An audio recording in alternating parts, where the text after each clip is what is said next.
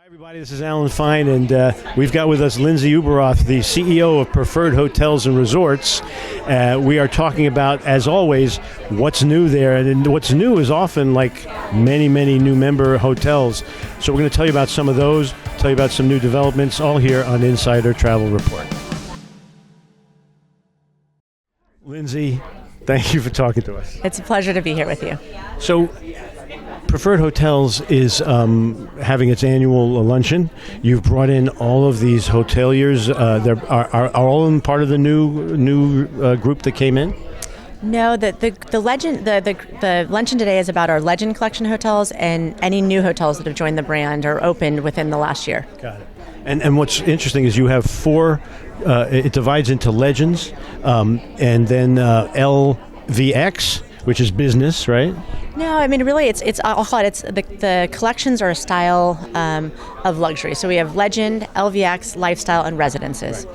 And the way that we describe it is a style of luxury. So Legend would be your most iconic, ultra luxury. LVX are, I call it, exceptional luxury hotels in the greatest markets and destinations. Lifestyle, I say, has the broadest shoulders, and it's just what it means. It caters to a broader life and style type of property. Those might be a little bit more corporate, maybe lend themselves towards also more family-friendly and things like that. And then Residences is self-explanatory. And any of those can be Beyond Green, meaning they're very sustainable? If they meet the Beyond Green category, right, they can be dual-branded, yes. That's great. So generally, how are the trends? It seems like you guys continue to grow. You find new hotels that are worthy. Yeah, I mean, the good news is outside of the 2-year pause that we all experienced, since the 20 years my family's been involved, we've seen growth year over year.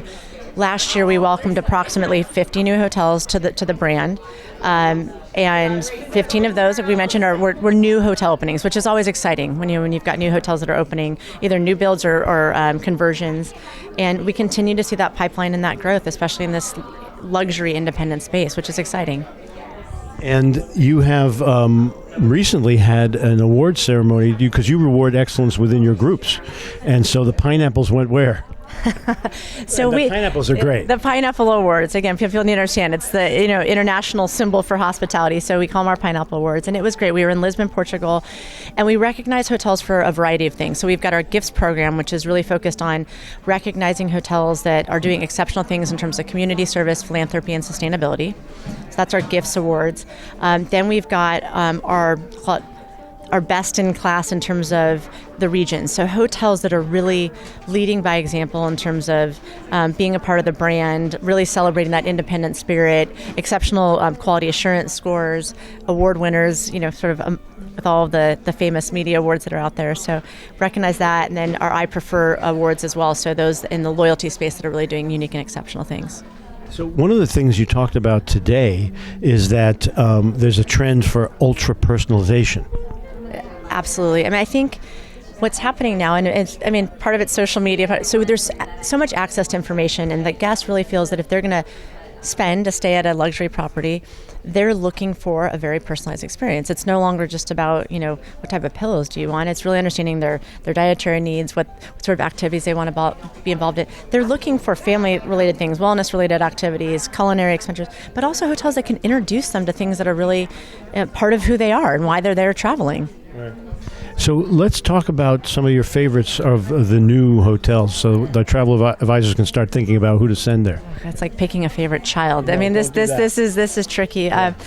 Some exciting ones that are open. So the global ambassador in Phoenix, Arizona, the GM was here, and I love that he says, of course, you could be in Tuscany, or you could come to Phoenix, Arizona. Well, guess what? Phoenix, Arizona, and this hotel have become a destination. I mean, from a culinary standpoint, the owner of that property literally, as he was saying, brought in restaurant concepts from all around the globe, and it's getting rave reviews.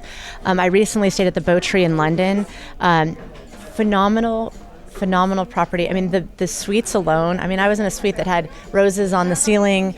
One of the most beautifully designed, from a beautiful dining room to one of the most exceptional bathrooms I've ever seen. Just attention to detail is spectacular.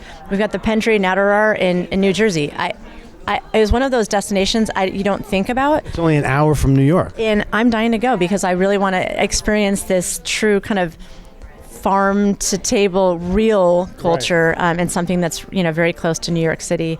Gosh, I mean, there's so many. It's hard for me to pick, but there's a lot of exciting things to come. And I think it's also for the travel advisors for you to look at destinations that I think your travelers may not be thinking about, and especially as maybe they're maybe wanting to return to do a little bit of domestic travel, or if they're going overseas to look at a secondary or tertiary market they haven't been to before. Well, this has a lot to do with the way you're trying to find properties in areas that may be of interest as part of the way, and so the travel advisor now has more choice. Let's talk about that, please. I think, the travel advisors play a more important role than ever, because I think what's happening is, so you've got your guest that's coming, you saying, here's where I want to go, right? And I think so a lot of what you're doing is making sure that actually is the right decision. But there's a lot of travelers, and I know I get this from my friends, where should I go on vacation? Okay, that's a big question. So it's really, who are you traveling with? Why are you going? How long are you willing to be on a plane? And then curating that. And I think, so now it's being able to offer something that you say, I know you want to do this, but have you thought about that? Because it's somewhere new, it's somewhere different. They're going to have new concepts. They're going to be creating these experiences that I think actually might give them more benefit than some of the maybe over-traveled You're doing the work, finding these little gems. Like who would have thought you can go to Jersey or Arizona for that kind of experience? Exactly. Right. And you can get in the car to do it, or you can get on a seaplane, depending on, we were talking about some other unique modes of transportation that are starting to pop up. Yeah. Let's talk about when a travel advisor wants to work with you guys. Let's talk about sales team, the VIP desk, and the website, and then the new portal being built.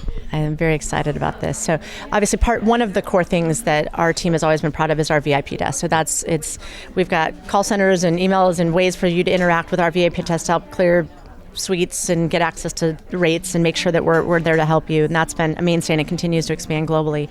But in the fall, I'm excited. We're finally announcing we're launching our travel agent portal, which is going to give the travel advisors access to training videos, live rates that you can book if you're wanting to go visit one of our properties. There's just going to be a whole series of tools and resources to make your lives easier, itineraries. Really, it's meant to be your one-stop shop. When maybe you can't get a hold of our salesperson because it's the middle of the night and you've got an important burning question for a client. So we're thrilled to be launching that. But in the meantime, the website is what? Let's give them a URL. preferredhotels.com is the main website, and we'll be thrilled to roll out the launch of the new travel agent portal. So we're going out to 126,000 travel advisors. What haven't we talked about that you think they should know? There's a lot of new things happening at Preferred all the time. I think, as I said, just the growth overall. We've got new destinations. There's new markets that we're really focused on. I will say I'm going to give a pitch for Beyond Green, our sustainability brand. I think it's one that we're learning from all of you that you need a little bit more education on how to sell it. What does that mean? I think there's maybe a lot of confusion in the market. But these are just the most exceptional luxury properties too, because the other misnomer is that sustainability means you're giving up something, and that's not the case. We're saying this is actually a brand where you go and you actually you get something back from it, because you're immersed not only in something that's good for the planet, but good for the community, good for the culture and heritage, and you'll see that brand continue to grow. And we're super excited about creating an even bigger education program around that, because there's a lot of really cool, and I like to say sexy things around sustainable tourism that people maybe don't know about. All right. Well, thank you for sharing with us. Good luck with all this. You guys figure out who in your contact list needs this kind of the luxury, the legend, those legend hotels. Go look and see what they are, and thank you very much. Can I also just say thank you to all of you? We couldn't do it without the travel advisors community, and you're just our greatest partners. So big thanks, and thank you. This is Alan Fine for Insider Travel Report.